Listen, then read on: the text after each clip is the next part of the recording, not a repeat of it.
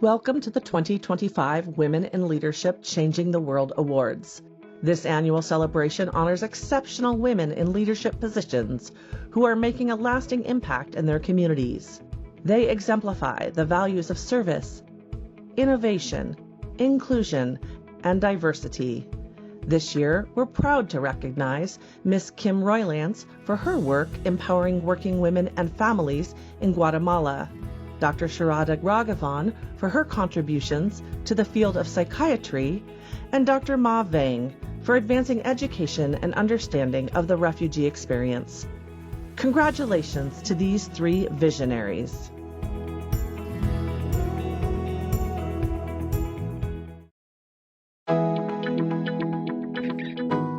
Dr. Sharadha Raghavan is a board-certified psychiatrist with over 30 years of medical experience and a well-established reputation for her extensive knowledge and compassionate patient care. Her expertise includes diagnosing and treating a wide range of neuropsychiatric disorders with a particular focus on autism spectrum disorder, and has published work on topics like Prozac and sleep paralysis and arousal regulation in autistic children. Dr. Raghavan shares her findings to advance the understanding of neuropsychiatric conditions. She graduated from Madras Medical College and completed her residency at Stanford University. She currently practices in San Jose, California, and is committed to excellence in psychiatric care.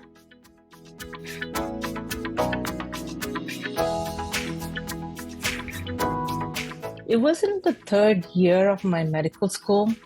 My nephew got diagnosed with autism. We're talking in the early 80s now, when I was in India, right? And initially, we didn't know what autism mean. I still remember when the doctor said, "Oh, we think he has autism." He's autistic? I thought he was autistic, not autistic. So that's how little I knew about autism. And I'm like looking it up. There's not much available. This is again in the 80s. We didn't know much, and especially in India. And as I researched, I found out there was not even a specialty for child and adolescent psychiatry. So the people who treated children derived their knowledge from the general psychiatry training. I think that's really what got me on this journey. I was determined to learn more. I was determined to go someplace where I could become a child and adolescent psychiatrist. Once I graduated, then I immigrated to the United States. And I have to say I was very fortunate in finding some really good mentors with whom I still stay connected, stay in touch, meet them, talk to them every single year. And so they helped me on my journey. I worked as a research assistant at the autism clinic at Stanford. And this was all clinical research. And Dr. Bryna Siegel, who is one of my mentors, she recommended that I work as a teacher or a teacher's aide at one of the non-public schools. And I did. And I was a teacher's aide, and I worked with kids. And it was a very humbling experience. It gave me a different perspective. I had a perspective about children with difficulties as a family member. Now I have it as a teacher. And of course, I was determined to go on to do child and adolescent psychiatry. So I applied for my residency training, and again was fortunate to get into Stanford to do my general psychiatry training. Finally, I settled on outpatient. And I think that's very satisfying for me. I feel fulfilled because I can have a connection with my patients that's longer term, with the families. They send me even now some updates. When the kids graduate, they send me cards saying, "I've graduated." And it's so pleasing to see that they have achieved something that I wanted to see them achieve, right? Their full potential.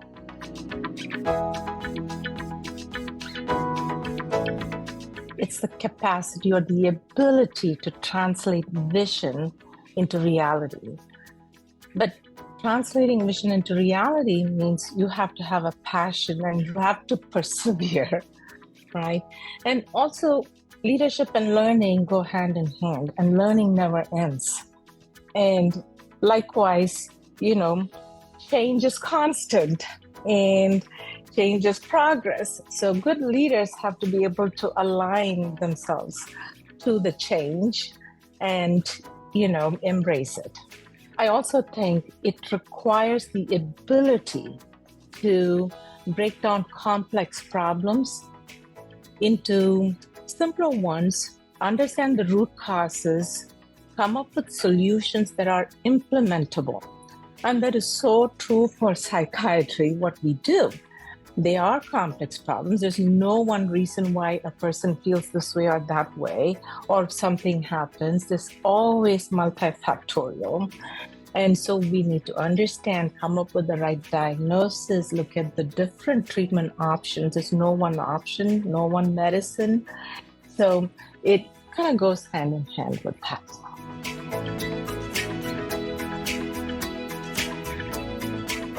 The need for gender diversity and gender balance in leadership role is so crucial.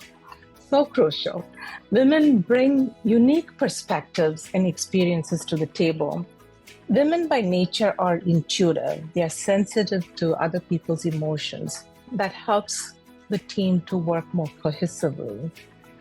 Diverse teams, we know, are more innovative and they're more creative. They come up with more ideas, more than the homogeneous teams, right?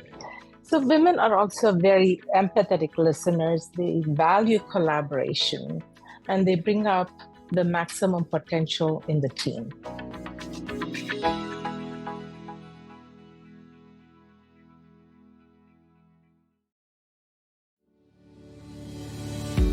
Dr. Ma Vang is an associate professor of critical race and ethnic studies at UC Merced, where she founded the program and served as its inaugural chair. She's a leading scholar and author of several books that explore how secret information affects what is officially known about refugees, and how refugees themselves understand military actions and forced migration. Dr. Vang is a founding member of the Critical Refugee Studies Collective, a group of scholars focused on refugee-centered research, public engagement, and grant giving. She has organized scholar community conferences to help design K-12 curricula that reflect the histories and cultures of various refugee communities.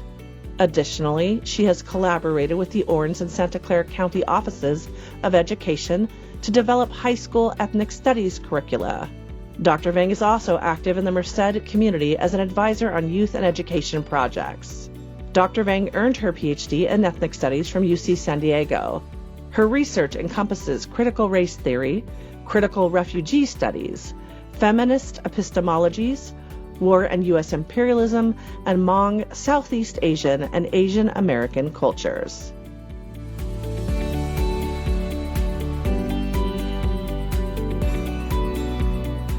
I immigrated with my parents to the United States when I was very young as a refugee, and my parents had, I was born in a refugee camp in Thailand after they had already escaped from Laos into Thailand from the U.S. covert war in Laos, which was a parallel conflict to the war in Vietnam.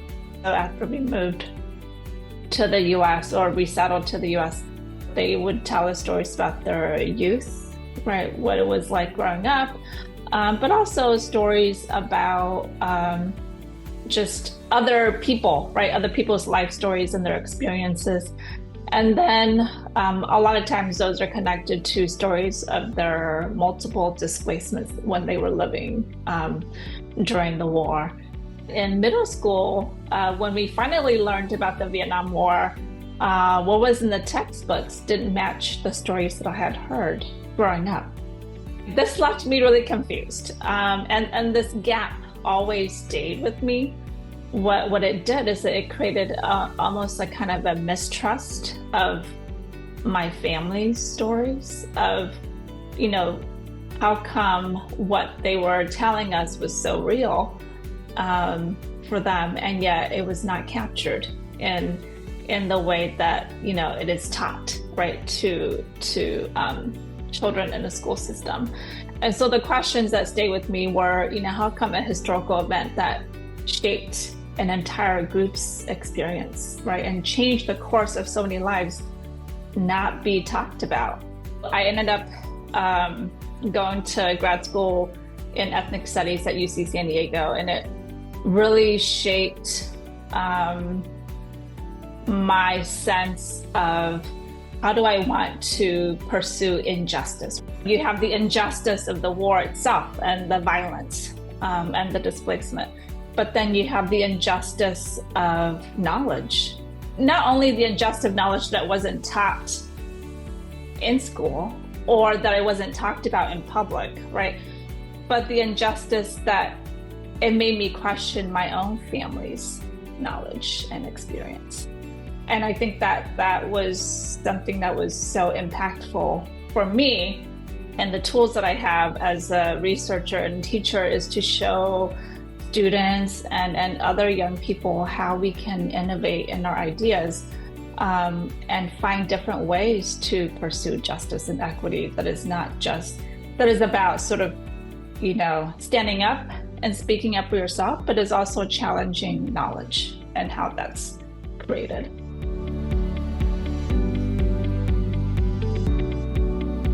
For me, it is about being a strong mentor. It is about guiding and inspiring others. Creativity and open-mindedness for me are really such important qualities about being a good leader, and how we use the skills that we have. Part of being involved in campus life actually is to be around other leaders, right? Other leaders who are either my peers or other leaders who are faculty or staff, and that has really been inspiring for me, because not only did I witness, but I also built connections, right, with them, and that they continued to mentor me.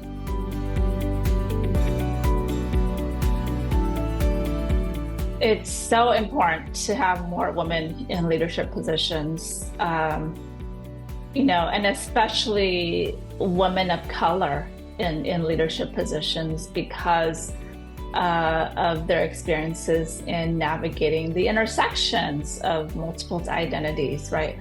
And these experiences often translate to being inclusive in their leadership.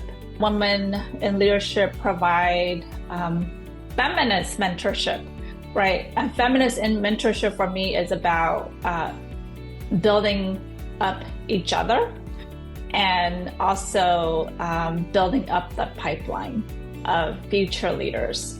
But we're there to also be part of the conversation, to be part of the story, to shape, whatever that space might look like.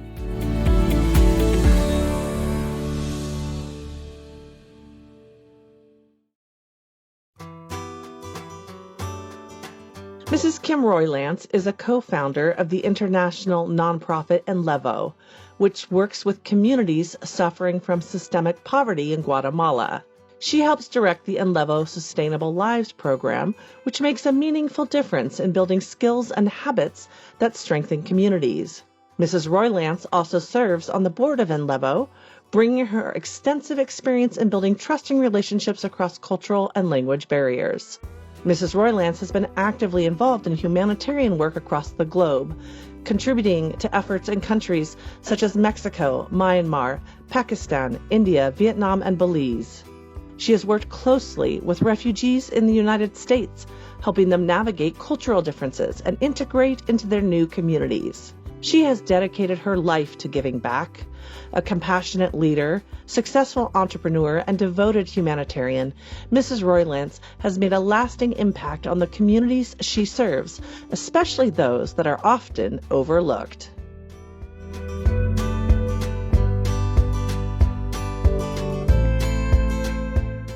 My husband and I lost everything several years ago, and we could have just wallowed in it. In fact, at first I kind of did. at one point we decided we need to go serve. We took our kids to Mexico, and we didn't have a lot of money. We actually had my father-in-law helped pay for our gas to get there. We got there, and as we were working with the children, all of a sudden my attitude towards life changed. And not only that, I saw my children's lives change. They were struggling because they couldn't have the coolest clothing and the newest whatever. And all of a sudden, when they got there into Mexico, they realized they had a lot more than any of these kids in the orphanage. From that, we started serving around the world. And now when we went to Guatemala, we saw these people who are beautiful people. They have nothing. They have dirt floors. They have no running water. They live in these siloed communities where they don't even speak Spanish. They speak Quechua. And they've kind of lost the light in their eyes to move forward. And so as we've been working with them, and when we first started working with them, and now we are seeing that light come back. People are getting hope, and that's what this is all about. Humanitarian work is about helping people change their lives. It's nice to just give somebody something, but if you give them something, they're going to continue to ask for something. Our goal is to help bring people out of poverty by teaching them life skills, teaching them how to set goals, and teaching them how to have a better life.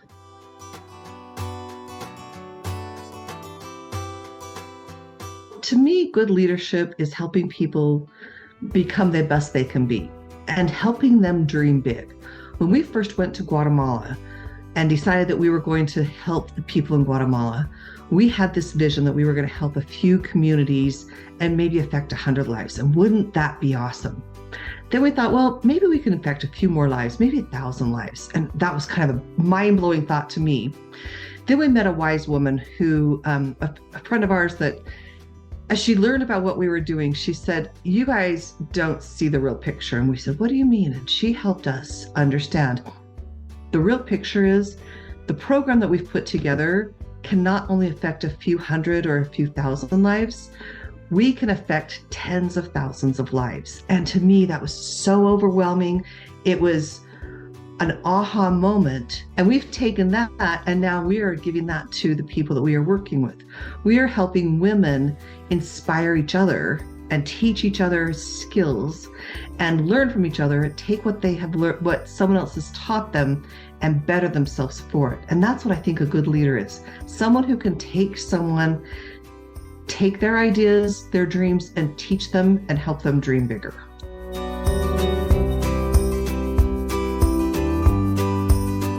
I think we need more women in leadership positions because women truly have a heart. And when they lead with their heart and they teach.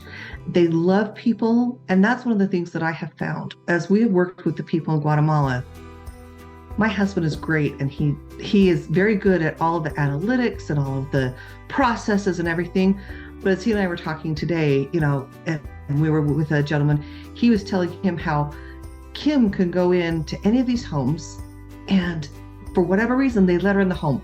I don't speak their language, but we do speak a common language. And as women, we speak the language of love, trust, and help.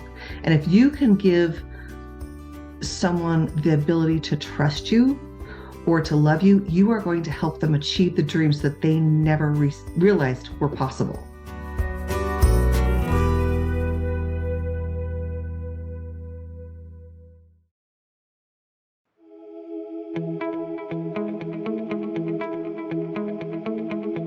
I think it's most important to believe in yourself, be fearless in pursuing your goals, view challenges as opportunities to learn and grow, and define success on your own terms, and learn from your failures. They are experiences to learn from, not to deter you. I encourage the young women or the younger generation today to take on leadership roles in any organizations, be it at school, college, community centers, workplace, and offer your talents, your expertise to people in need. Always take care of your mental health and your physical health. Ask for help when you need it and use it wisely. And have a purpose. Have a purpose. It's really important. It moves you forward. The advice that I wish I had been given, two things that I could think about is that change is a part of life, right? Both personal and professional, and to be curious about what that change is and what it might bring.